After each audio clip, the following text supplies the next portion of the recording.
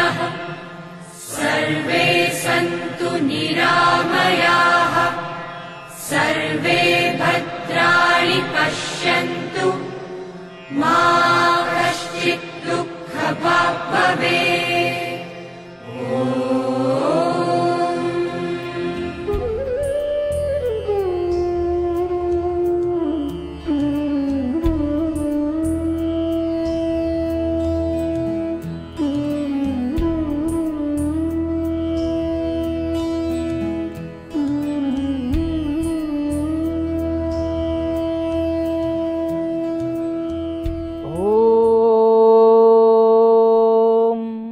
मातृदेवो भव।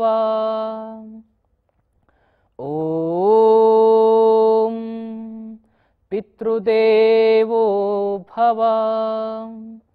ॐ आचार्यदेवो भव। ॐ विद्यादायिने नमः। ओम शांति शांति ಶಾಂತಿ. ನಾಡಿನ ಸಮಸ್ತ ಬಂಧುಗಳಿಗೂ ಯೋಗಗುರು ಡಾಕ್ಟರ್ ಚನ್ನಬಸವನಗೌಡ ಮಾಡ್ತಕ್ಕಂಥ ಪ್ರೀತಿಪೂರ್ವಕ ನಮಸ್ಕಾರಗಳು. ಇದು ಯೋಗ ದೀಪ್ತಿ ಕಾರ್ಯಕ್ರಮ. ಯೋಗದಿಂದ ದೀಪವನ್ನು ಹಚ್ಚುವಂತಕ್ಕಂಥ ಅರ್ಥವನ್ನು ಹೊಂದಿರತಕ್ಕಂಥ ಈ ಕಾರ್ಯಕ್ರಮದಲ್ಲಿ ಇವತ್ತು ನಾನು ನಿಮಗೆ ಧ್ಯಾನ ಅಂದರೆ ಏನು ಅಂತಕ್ಕಂಥದ್ದನ್ನು ಹೇಳ್ಕೊಳ್ತೇನೆ. ಧ್ಯಾನ ಅಂದರೆ ದಯೆ ಕರುಣೆ ಅನುಕಂಪದಿಂದ ಇರತಕ್ಕಂಥ ಮನಸ್ಸಿಗೆ ಮಾತ್ರ ಧ್ಯಾನ ಹತ್ತದ. ಧ್ಯಾನ ಸುಮಾರು ಜನ ಹೇಳ್ತಾರೆ ನನಗೆ, ಕಿಟಕಿ ಬಾಗಿಲೆಲ್ಲ ಕ್ಲೋಸ್ ಮಾಡ್ಕೊಂಡು ಧ್ಯಾನ ಮಾಡ್ತೀನಿ ಸರ್, ಕಾನ್ಸಂಟ್ರೇಷನ್ ಬರಲ್ಲ ಅಂತ ಹೇಳ್ತಾರೆ. ಯಾಕಂತೇಳಿದ್ರೆ ಅವರು ಕಿಟಕಿ ಬಾಗಿಲ ಮುಚ್ಚಿರ್ತಾರೆ, ತಮ್ಮ ಮನಸ್ಸಿನ ಬಾಗಿಲನ್ನು ಮುಚ್ಚಿರ್ತಾರೆ. ನಾನು ಹೇಳ್ತೀನಿ, ಕಿಟಕಿ ಬಾಗಿಲು ತೆಗೆದು ಮೊದಲು ಮೇನ್ ಡೋರ್ ಓಪನ್ ಮಾಡಿ ಯಾರೋ ಹೊರಗಡೆ ಕಣ್ಣೀರು ಸುರಿಸ್ತಾ ಇರ್ತಾರಲ್ಲ, ಅವ್ರು ಕಣ್ಣೀರು ಒರೆಸಿದ್ರೆ ಮಾತ್ರ ನಿಮಗೆ ನಿಜವಾಗಿರ್ತಕ್ಕಂಥ ಧ್ಯಾನ ಹತ್ತದ ಅಂತಕ್ಕಂಥ ಮಾತನ್ನು ಹೇಳ್ತೇನೆ. ಅದರಿಂದ ಈ ಧ್ಯಾನದ ಮೊದಲು ನಮ್ಮ ದೇಹಕ್ಕೆ ಸ್ವಲ್ಪ ಮರ್ದನವನ್ನು ಕೊಡಬೇಕಲ್ಲ. ದೇಹ ಧ್ಯಾನಕ್ಕೆ ಕೂತ್ಕೊಂಡಾಗ ಅಲ್ಲಿ ನೋವು ಇಲ್ಲಿ ನೋವು ಬಂದಾಗ ಏನಾಗ್ತದೆ, ಅಲ್ಲಿ ಗಮನ ಹೋಗಿಬಿಡ್ತದೆ. ಅದಕ್ಕೆ ದೇಹವನ್ನು ಸ್ವಲ್ಪ ದಂಡಿಸೋಣ, ಆವಾಗ ಧ್ಯಾನ ಹತ್ತದ. ಯೋ ಬಾಂಧವರೇ, ಸ್ವಾಮಿ ವಿವೇಕಾನಂದರು ಕೇಳಿದರು, 5 ಜನರನ್ನ ಕೂಡ ಜಗತ್ತನ್ನು ಬದಲಿಸ್ತೀನಿ ಅಂತ ಹೇಳಿದರು. ನಮ್ಮ ಯುವಕರು ಹೇಗಿದ್ದಾರೆ ಈಗ? ಎಲ್ಲ ನಿರ್ವೀರ್ಯ ಸ್ಥಿತಿಯಲ್ಲಿದ್ದಾರೆ. ಲವ್ ಅಂತ ಪದ ಕೇಳಿಬಿಟ್ರೆ ಸಾಕು, ನುಲಿಯೋದನ್ನು ನೋಡ್ಬೇಕು. ಲವ್ ಅಂತಕ್ಕಂಥ ಪದ ಇರೋದು ದೇಹ ಪ್ರೀತಿಗೆಲ್ಲ ಬಂಧುಗಳೇ, ಇದು ದೇಶ ಪ್ರೀತಿಗೆ. ಆದ್ರಿಂದ ನೀವು ದೇಶವನ್ನು ಪ್ರೀತಿಸಿದಾಗ ಮಾತ್ರ ನಿಮ್ಮ ಈ ಜೀವನ ಶ್ರೇಷ್ಠ ಆಗ್ತಕ್ಕಂಥ ಮಾತನ್ನು ಹೇಳ್ತಾ, ಈ ಒಂದು ಧ್ಯಾನಕ್ಕೆ ಅತಿ ಅತ್ಯದ್ಭುತವಾಗಿರ್ತಕ್ಕಂಥ ಹೆಲ್ಪನ್ನು ಮಾಡ್ತಕ್ಕಂಥ ಕೆಲವೊಂದಿಷ್ಟು ಆಸನಗಳನ್ನ ಹೇಳ್ತೇನೆ. ಈ ಸುಮಾರು ಅಡಲ್ಟ್ ಪೀಪಲ್ಸ್ ಇದ್ದರು ನಾರ್ಮಲ್ ಎಕ್ಸರ್ಸೈಸ್ ಮಾಡಿ ಧ್ಯಾನಕ್ಕೆ ಕೂತ್ಕೋಬೋದು. ಆದರೆ ನಮ್ಮ ದೇಶ ಯುವ ಭಾರತವನ್ನು ಕಟ್ಟಬೇಕಾದ್ರೆ ಶ್ರೇಷ್ಠವಾಗಿ ಕಟ್ಟಬೇಕು. ಆದ್ರಿಂದ ಶ್ರೇಷ್ಠ ಯೌವನ ಅಂತಕ್ಕಂಥದ್ದು ನಿಮ್ಮ ಮೈಯಲ್ಲಿ ಹರಿದಾಡಬೇಕಾದ್ರೆ ಎಲ್ಲ ಯುವಕರು ಸತ್ತೋಗಿದ್ದಾರೆ, ನರ ಸತ್ತೋಗಿದ್ದಾರೆ. ಅದರಿಂದ ಅವ್ರನ್ನ ಎಬ್ಬಿಸ್ಬೇಕಂತ ಹೇಳಿ ಯೋಗ ಒಂದೇ ಸಾಧನ. ಅದಕ್ಕೆ ಹೇಗೆ ಮಾಡಬೇಕು, ಕೆಲವೊಂದಿಷ್ಟು ಪೋಸ್ಚರ್ಗಳನ್ನ ಹೇಳ್ತೇನೆ.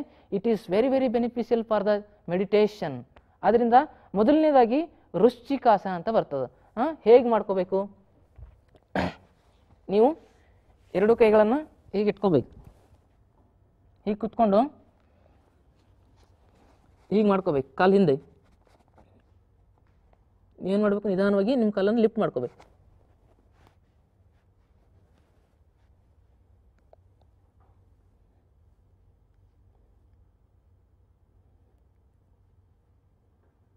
ತೋಳುಗಳಲ್ಲಿ ಶಕ್ತಿ ಜಾಸ್ತಿ ಆಗ್ತದೆ. ಎಲ್ಲಿ ಶಕ್ತಿ ಎಲ್ಲಿ ಹೋಗಿದೆ ಅಂತ ಹೇಳಿದ್ರೆ ಬೇರೆ ಕಡೆ ಹೋಗ್ತಾ ಇದೆ. ಈ ಥರ ಮಾಡ್ಬೇಕು. ನಿಧಾನವಾಗಿ ಅರ್ಧ ಚಕ್ರಾಸನಕ್ಕೆ ಬರಬೇಕು. Slowly down up. ಇದಕ್ಕೆ ಚಕ್ರಾಸನ ಅಂತ ಕರೀತಾರೆ.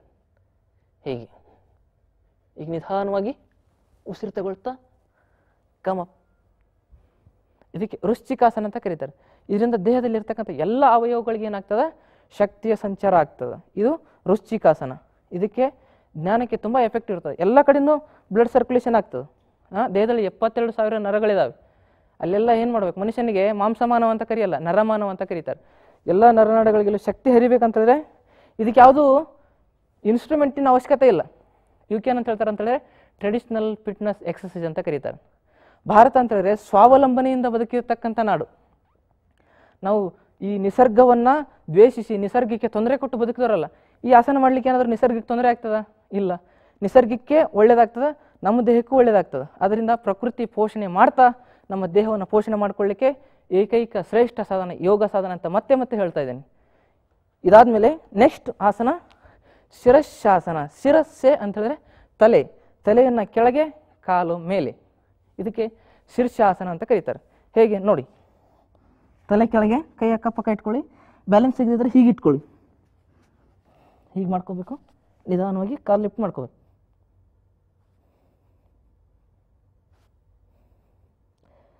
ಪ್ರಾರಂಭದಲ್ಲಿ ಗೋಡೆ ಸಪೋರ್ಟ್ ತಗೊಂಡು ಮಾಡಿ. ನೆಕ್ಸ್ಟ್ ಶೀರ್ಷ ನಮಸ್ಕಾರ.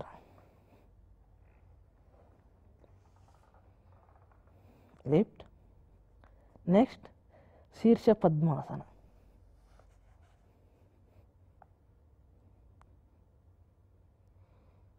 ದೇಹ ಹೆಂಗಿರ್ಬೇಕಂತ ಹೇಳಿದ್ರೆ ನೀವು ಹೇಳ್ದಂಗೆ ದೇಹ ಕೇಳಬೇಕು. ನೀವೇನು ಮಾಡ್ತಾ ಇದ್ದೀರ, ದೇಹ ಹೇಳ್ದಂಗೆ ನೀವು ಕೇಳ್ತಾ ಇದ್ದೀರ. ಕರ್ಮ ನಮ್ದು. ಲಿಫ್ಟ್. ಆದರೆ ಸ್ವಲ್ಪ ಅಳಗಾಡಿಸ್ಕೊಳ್ಳಿ. ಇದರಿಂದ ತಲೆಗೆ ರಕ್ತ ಸಂಚಾರ ಜಾಸ್ತಿ ಆಗ್ತದೆ, ಜ್ಞಾನ ಜ್ಞಾನ ಜ್ಞಾನ ಜಾಸ್ತಿ ಆಗ್ತದೆ. ನಿಧಾನವಾಗಿ exhale and slowly come down. Relax and chakrasana. Slowly get up. ಹೀಗೆ ಇದಕ್ಕೆ ಶೀರ್ಷಾಸನ ಅಂತ ಕರೀತಾರೆ. ನೆಕ್ಸ್ಟ್ ಇನ್ನೊಂದು ಭಂಗಿ ಮಯೂರಾಸನ. ಮಯೂರಾಸನ ಹೇಗೆ ಮಾಡೋದು, ಹೇಗೆ ಇಟ್ಕೋಬೇಕು ಕೈಯನ್ನು,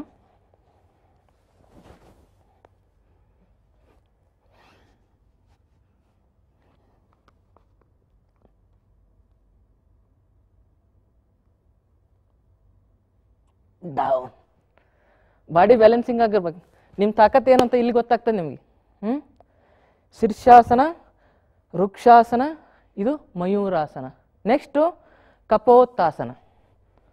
ಹೇಗೆ, ಇದು ಹೀಗೆ, ಇದು ಹೀಗೆ, ಹೀಗೆ ಪೂರ್ತಿ ಲ್ಯಾಂಡ್ ಆಗಿರ್ಬೇಕು. ನಿಮ್ಮ ಬಾಡಿ ಪೂರ್ತಿ ಸ್ಟ್ರೈಟ್ ಆಗಿರ್ಬೇಕು. ಈಗ lift your leg, stretch your head.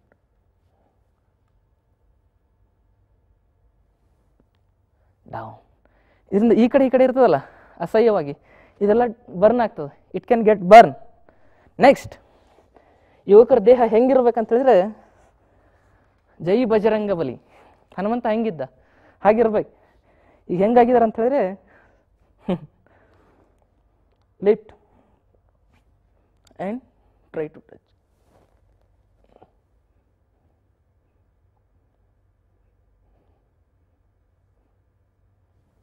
ಇದಕ್ಕೆ ಕಪೋತ್ತಾಸನ ಅಂತ ಕರೀತಾರೆ. ಈ ಥರ ಮಾಡೋದ್ರಿಂದ ನಿಮ್ಗೆ ಕಾನ್ಸಂಟ್ರೇಷನ್ ಜಾಸ್ತಿ ಆಗ್ತದೆ, ಕಾನ್ಸಂಟ್ರೇಷನ್ ಪವರ್ ಬಿಲ್ಡ್ ಆಗ್ತದೆ. ನೆಕ್ಸ್ಟ್ ಅರ್ಧ ಚಕ್ರಾಸನ. ಹೀಗೆ ತಲೆಗೆ ರಕ್ತ ಸಂಚಾರ ಜಾಸ್ತಿ ಆಗ್ತದೆ ಮತ್ತು ಹೊಟ್ಟೆ ಭಾಗ ಕಡಿಮೆ ಆಗ್ತದೆ. ಸೆಂಟ್ರಲ್ ಗೌರ್ಮೆಂಟ್ ಇಲ್ಲ, ಇದು ಪೂರ್ತಿ ಏನಾಗಬೇಕು, ವೈಬ್ರೇಟ್ ಆಗಬೇಕು. ಡೌನ್. ಇನ್ನೇನು ನೆಲಕ್ಕೆ ಟಚ್ ಆಗ್ತದೆ ಅಂದಂಗೆ ಲಿಫ್ಟ್ ಮಾಡ್ಕೋಬೇಕು. Ready?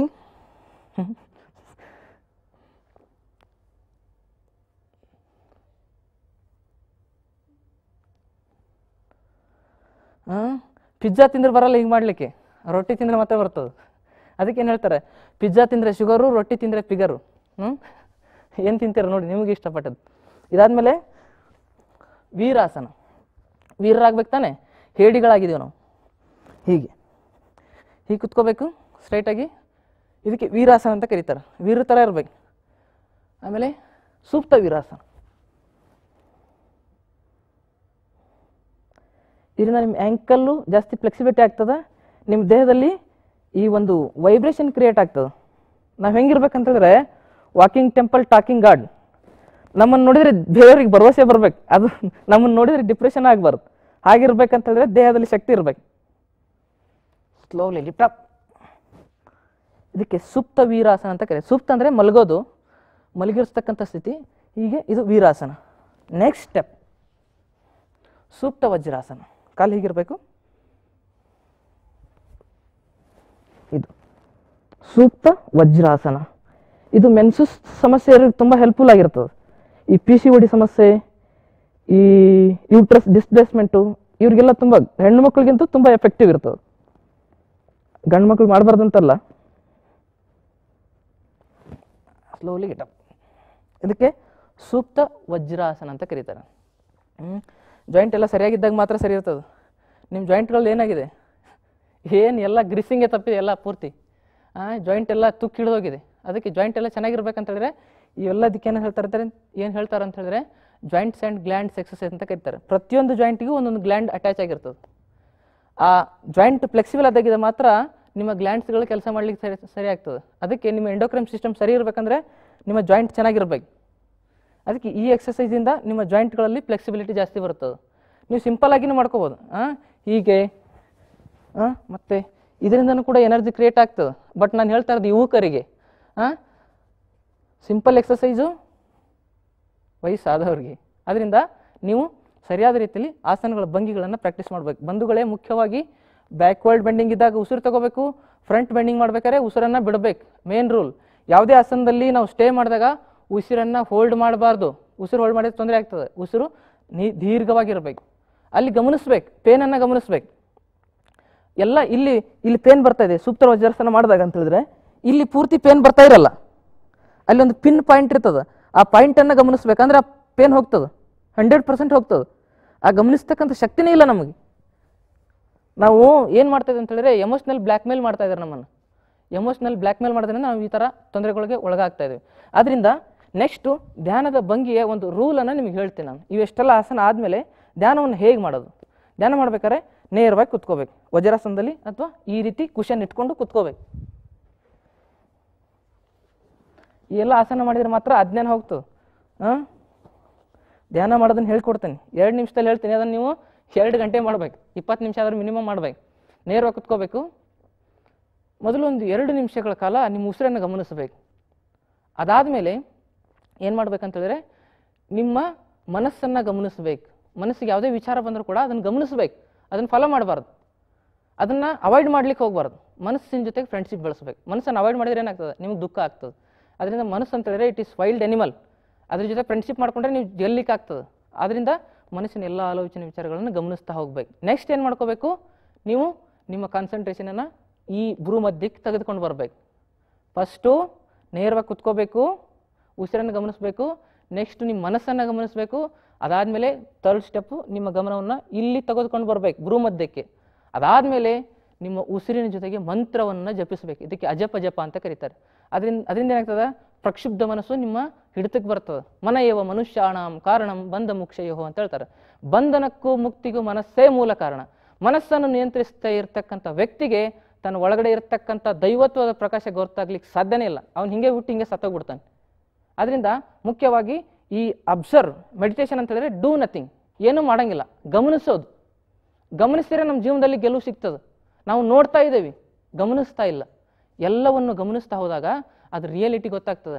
Consciously we teach what we know, unconsciously we teach what we are. ಪ್ರಯತ್ನಪೂರ್ವಕವಾಗಿ ನಾವು ಏನೇ ಹೇಳಿದ್ರು ಸಮಾಜ ಅದನ್ನು ಗಮನಿಸಲ್ಲ, ಅದನ್ನು ಒಪ್ಕೊಳ್ಳಲ್ಲ. ಅಪ್ರಯತ್ನವಾಗಿ ನಾನು ಏನು ಹೇಳ್ತೀನಿ, ನನ್ನ ಕ್ಯಾರೆಕ್ಟರ್ ಏನಿರ್ತದೆ ಅದನ್ನು ಸಮಾಜ ಫಾಲೋ ಮಾಡುತ್ತೆ. ಅದರಿಂದ ಮಾತನಾಡೋದನ್ನೇ ದೊಡ್ಡ ಸಾಧನೆಯನ್ನು ಮಾಡಿಕೊಳ್ಳದೆ ಸಾಧನೆ ಮಾತಾಡ್ತಕ್ಕಂಥ ರೀತಿಯಲ್ಲಿ ನಾವು ಜೀವನವನ್ನು ಸಾಗಿಸಿದಾಗ ಮಾತ್ರ ನಮ್ಮ ಜೀವನ ಚೆನ್ನಾಗಿರ್ತದೆ ಅಂತ ಮಾತನ್ನು ಹೇಳ್ತಾ ಇವತ್ತಿನ ಈ ಕಾರ್ಯಕ್ರಮವನ್ನು ಇಲ್ಲಿಗೆ ಮುಗಿಸ್ತಾ ಇದ್ದೀನಿ. ಎಲ್ಲರಿಗೂ ಶಿವೋಹಂ ಶರಣು ಶರಣಾರ್ಥಿಗಳು. ಓಂ ಶಾಂತಿ ಶಾಂತಿ ಶಾಂತಿ.